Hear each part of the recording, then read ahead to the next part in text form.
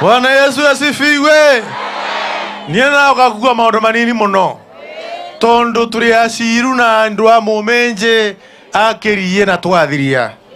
Kule andu marayava. Nataka kusema namna hii. Kuna mtu ambaye ni cartoon, mtu ambaye ana nidhamu, mtu ambaye alifukuzwa kazi na mbunge na senate na pia na koti kwa kukosa nidhamu, kwa kuwa cartoon katika kazi yake. Ati juzi akiwa Bambere anasema ati Rais William Ruto ati akishinda hii kiti ya Mbeere North ati ataingia kwa helikopta ati akuje ukonjolea watu ya Mbeere North. Hiyo ni upuzi ama si upuzi? Kiongozi ambaye anaita ni kiongozi anatamuka maneno kama hiyo, araaniwe asiraaniwe? Wewe Riginji, tunakwambia tukiwa hapa Mbeere North, tukiwa hapa kwa mlima, kuwa na nidhamu. Maneno ingine haiwezi kuwa ipaswi kutoka kwa mdomo ya kiongozi. Lakini tunajua roho yako ni chafu, mdomo yako ni chafu. Ndio maana unasimama ati unasema rais wa Kenya tukishinda Mbeere North ati ataingia kwa helikopta.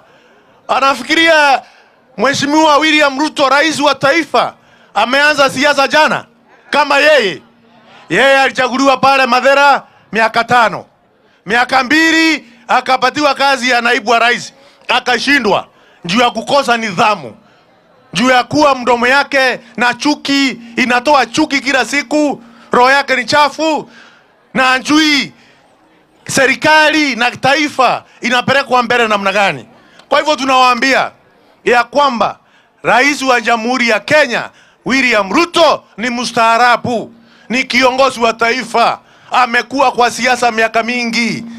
Sio kiongozi pekee wa Kenya, lakini kiongozi wa Afrika mzima ambaye anatambulika Afrika na anatambulika dunia mzima. Huyu mtu yako na nidhamu kweli? Riginji yako na nidhamu? Pia anaendelea kusema ati ya kwamba mimi Roko na PS wa energy, wa stima, ati tuko na njama ya kusima stima wakati ya kuhesabu kura. Unajua kama umenjua umeshindwa mapema, unakuwa na vizingizio ya kila aina. Ndio maana kwa sasa uko na njama ati ya kununua vitambulisho katika eneo hii ya Mbeere North. Jameni, nyinyi ni watu wa kuuza vitambulisho? Nyinyi ni watu wa kuuza vitambulisho? Si mnajua maendeleo itapatikana kwa serikali? Si mnajua yule ataleta maendeleo ni Leonard Wamuthende akisikana na Mheshimiwa Deputy Rais na Rais na Roko na gavana zote, ndio tutaleta hii maendeleo yote ili ambao Mheshimiwa Naibu wa Rais ametuambia. Sio mnaelewa jameni? Kwa hivyo hapa hakuna mtu mjinga juu wanafikiria sisi watu ya Mbeere juu tuko mahali ya njua. Wao wanatoka huko Nyeri, mahali mzuri, kuna barabara, kuna maji, kuna stima. Sasa wakija kutuangalia namna hii, wanafikiria sisi ni wajinga. Sisi wajinga jameni. Hii environment hii unaona imetoa profesa mwenyewe ambaye amehitimu sawa, ambaye alienda huko ng'ambo kutoa kina Uhuru na Mheshimiwa Rais huko na wakamleta hapa, ambaye amekuwa naibu wa rais. Kwa hivyo sisi si wajinga vile wewe Riginji unafikiria. Kwa hivyo jameni, huyu mtu aende asiende? Aende asiende? Waende nyumbani wote. Kariji aende nyumbani. Kariji home. Kariji home. Kariji home. Mboe. Wene kora kirata wana watako kwa hiyo Kariji we? Waende nyumbani wasiende? Waende nyumbani wasiende? Mimi nataka kusikia na sauti jameni. Waende nyumbani wasiende? Kariji home. Kariji Mboe.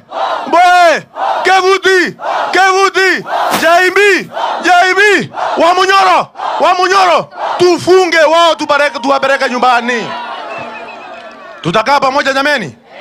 Mimi nilikuwa nimetia bidii ya kuwachunga vizuri. Rais akaonelea niende nimsaidie huko Nairobi. kuchunga taifa mzima ya Kenya.